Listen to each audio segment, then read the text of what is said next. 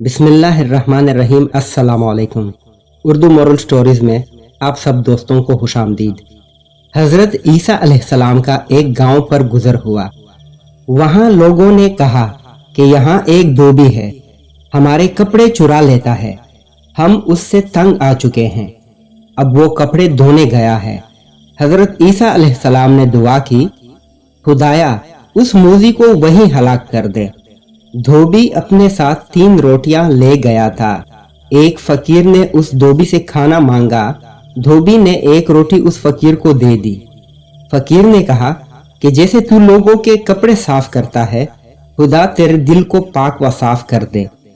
धोबी ने उसको 1 और रोटी दे दी। फकीर ने कहा, इलाही इसको सब बलाओं से महफूज रखना। धोबी ने तीसरी रोटी भी फकीर को दे दी। फकीर ने कहा, खुदाया इस शख्स को जन्नत दे। शाम को वो धोबी मामूल के मुताबिक अपने घर आया।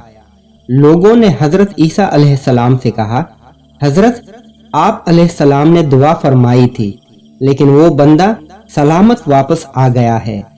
हजरत ईसा अलैहिस्सलाम उस धोबी के पास तशरीफ ले गए और पूछा, ए अजीज, तूने आज कौन सा नेक अमल किया? उसने सब हाल बयान किया। हक ताला ने जिब्राइल अलैहिस्सलाम को हजरत ईसा अलैहिस्सलाम के पास भेजा और वही की कि धोबी से कहो कि कपड़ों की गठड़ी खोले। जब धोबी ने गठड़ी खोली तो उसमें से एक सांप निकला जिसके मुंह पर मोहर लगी हुई थी। आप अलैहिस्सलाम ने कहा, ए सांप, तुझको खुदा ताला ने इस शख्स को हलाक करने को भेजा था, तो तूने इसे हलाक क्यों नहीं किया?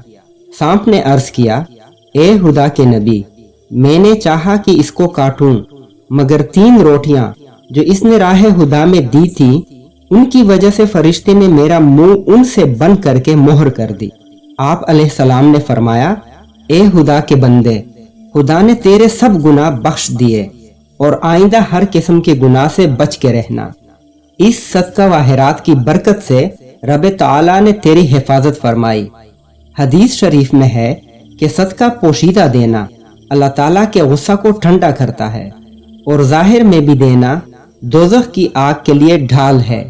सैयदना हजरत अली रज़ी अल्लाह रावी हैं कि हुज़ूर अक़दस सल्लल्लाहु अलैहि वसल्लम ने फरमाया, खुदा की राह में खर्च करने में जल्दी करो, क्योंकि सदका देने से बला व मुसीबत नहीं बढ़ती।